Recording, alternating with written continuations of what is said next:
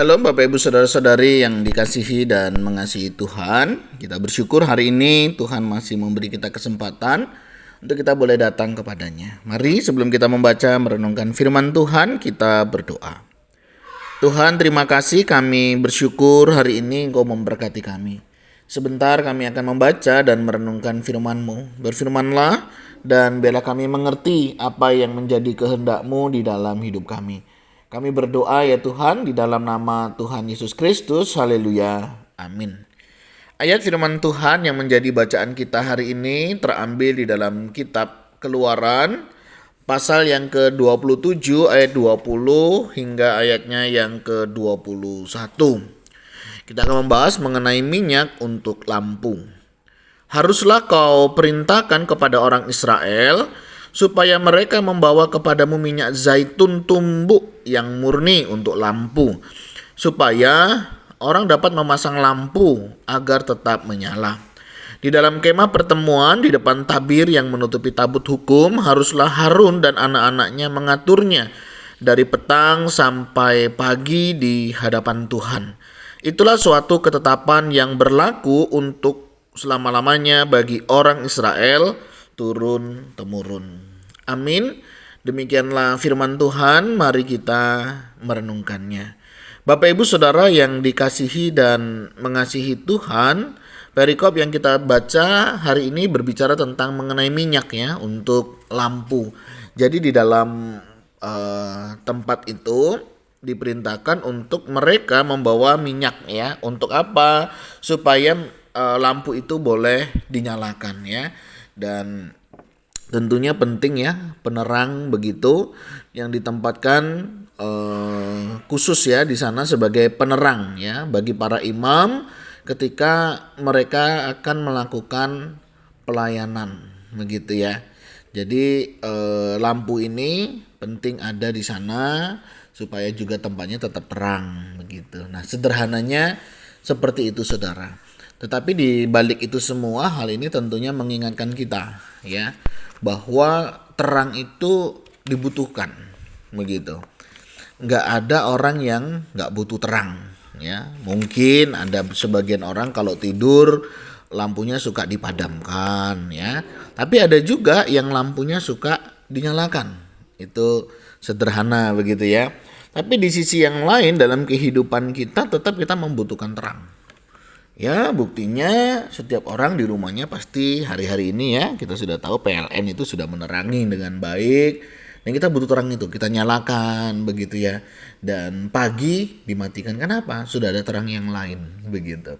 Artinya dari sini kita bisa belajar, terang itu dibutuhkan. Nah, firman Tuhan katakan, kita adalah anak-anak terang. Artinya kita sebagai anak-anak terang itu dibutuhkan, ditunggu kehadirannya ya. Untuk apa? Mengusir kegelapan. Ketika terang itu ada, maka gelap itu enggak ada begitu. Nah, ini mengingatkan identitas kita. Apakah sebagai terang, begitu dikatakan kamu adalah terang dunia, kita sudah menjalankan fungsi kita, atau jangan-jangan kita menyembunyikan terang itu ya. Nah, firman Tuhan hari ini mau mengingatkan kita, mau mengajak kita kembali akan identitas kita. Kamu adalah terang dunia. Jangan sembunyikan, nyatakan. Supaya apa? Yang gelap, yang tidak baik itu langsung menyingkir. Saya masih ingat Saudara, beberapa teman saya itu kadang suka usilnya, suka gangguin begitu. Karena dulu zaman saya sekolah, yang Kristen itu dalam satu kelas itu cuma saya.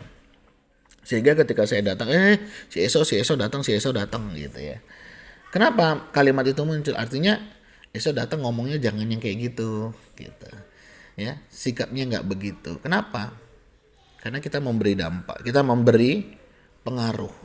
Jangan kehadiran kita malah mendukung hal-hal yang nggak benar, hal-hal yang tidak baik. Ya, jadi bagaimana kehadiran kita, orang sadar ya bahwa ngomongin itu nggak benar. Lakukan ini itu nggak baik ya. Jadi kita juga diingatkan akan identitas kita ya sebagai terang dunia Mari kita pancarkan terang itu ya. Sumber terang kita adalah dari Kristus. Kristus sudah memancarkannya dan kita juga hendaknya memantulkannya kembali ya. Sehingga kehadiran kita boleh menjadi berkat. Baik dalam perkataan ya, baik dalam perbuatan, sikap hidup, cara pengambilan keputusan ya. Ini mari kita munculkan anak terang itu ya. Bukan hanya ke gereja hari Minggu selesai, tidak, tetapi juga dipraktekkanlah di dalam kehidupan kita, sehingga kehadiran kita di tempat bekerja kita menjadi berkat ya. Di tengah keluarga kita jadi berkat, nama Tuhan dimuliakan ya. Mari saudara, kita pancarkan terang itu sehingga kegelapan itu tidak ada. Nah, dalam firman Tuhan ini semuanya diatur dengan baik. Mari kita juga mengatur kehidupan kita dengan baik ya. Bukan supaya kelihatan baik kita lakukan sesuatu yang baik, tidak, tetapi kita memang harusnya demikian, begitu ya. Tuhan sudah ubahkan, Tuhan sudah kerjakan di dalam hidup kita, ya mari kita nyatakan ya. Bukan hanya sekedar supaya dilihat orang baik, tidak, tetapi memang inilah identitas kita yang sebenarnya ya, sebagai anak-anak terang. Mari kita berdoa. Tuhan, terima kasih, kami bersyukur hari ini Engkau sudah dan boleh memberkati kami. Bersyukur Engkau mengingatkan kami akan identitas kami sebagai terang dunia. Kiranya kami boleh menyatakan terang itu di dalam kehidupan kami.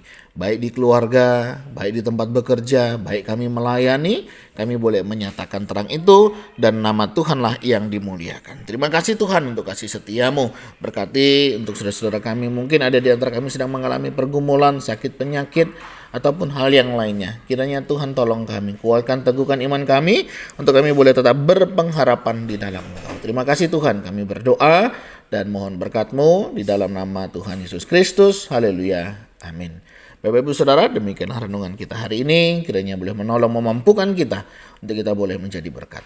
Tuhan Yesus memberkati kita sekalian. Shalom.